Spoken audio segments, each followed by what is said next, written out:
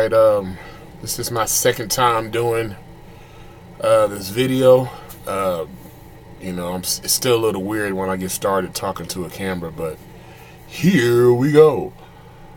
Today I kind of wanted to talk about this week I lost 3 pounds. 1, 2, 3 pounds. That's a whole lot of weight. At first I was kind of bummed because I wanted to do 4. But I have to be grateful that I didn't gain 3 pounds. I lost 3 pounds. So in the month of March, I'm down 9 pounds, which is a blessing. You know what I mean? Because I really haven't been keeping record of it this year. But this year I've been keeping record of it so I can stay to my goal. You know, my goal is to be under 300 pounds by the end of June. And then this year get on the transplant list. And I'm going to walk you guys through this journey that I'm on because God is with me through the journey and I'm learning so much. But this week I really wanted to talk about how I feel like that this situation that I'm in is my fault. Now, I know theology teaches us that, what does theology teach us? I just went blank. That God, everything works for the good of God to those who love God. So everything God ordains, nothing happens by surprise that God does. He's not surprised that I'm in this situation, but I still feel like sometimes that this is my fault.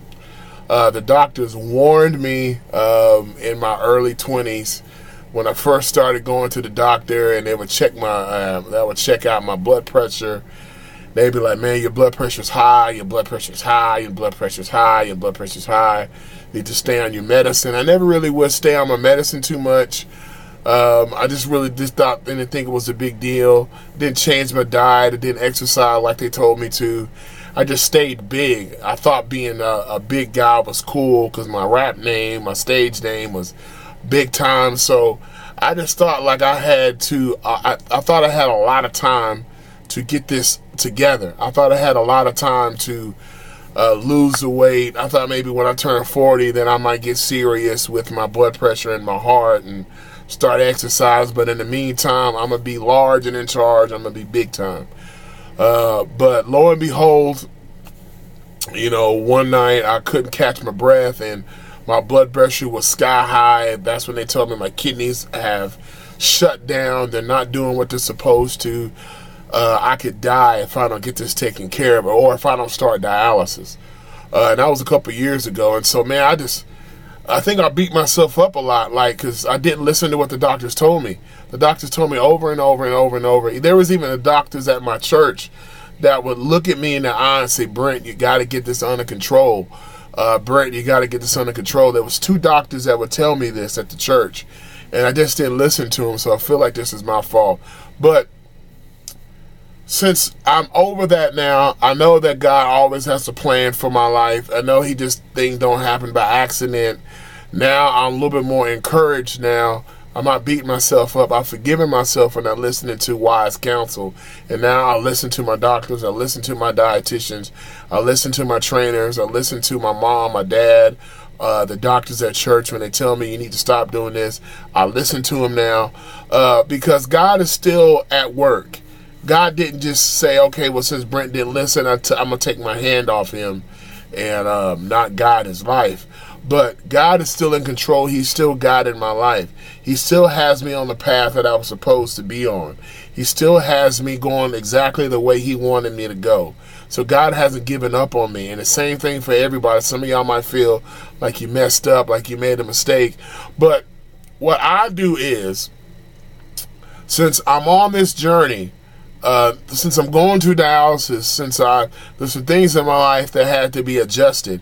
I'm using this time to grind. And what I mean by that is the sermon I preached back a while ago about Samson, how Samson messed up with Delilah. He told Delilah his secret about his hair being cut off. And so he told her they cut his hair off, they put him in prison, and then they put him on a thing to grind wheat. And I just envisioned while Samson was grinding wheat, his legs were getting stronger. his feet were getting stronger, his arms were getting stronger, his heart was getting stronger, his eyes were getting stronger, his focus was getting stronger, closer to God. And so while he was working in prison, while he was doing all that stuff, he was getting closer to God, to the point to where when they took him out to make fun of him one last time, he prayed to God and he killed more Philistines in his death than he did living. And so that just encourages me to say, okay, even though I'm in this situation and people are laughing at me and they've written me off and they think that Brandon's not going to be effective anymore, I'm using this time to grind. I'm grinding it out. I'm losing my weight. I'm reading more. I'm getting closer to God. I'm educating my brain. I'm focusing more.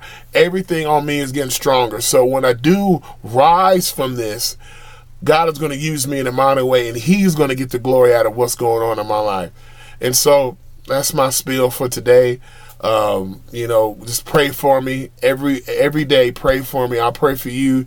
You pray for me, because I'm on this journey to get a new kidney. I'm losing this weight. But the most important, even if I don't get a new kidney, even if I just stay on this journey until God calls me home, I'll be happy, because I'm with my Heavenly Father and he's walking with me every step of the way. And so he'll walk with you too every step of the way, just like he's doing me. All right, well, that's all I have. Lost 3 pounds this week. See you guys next week.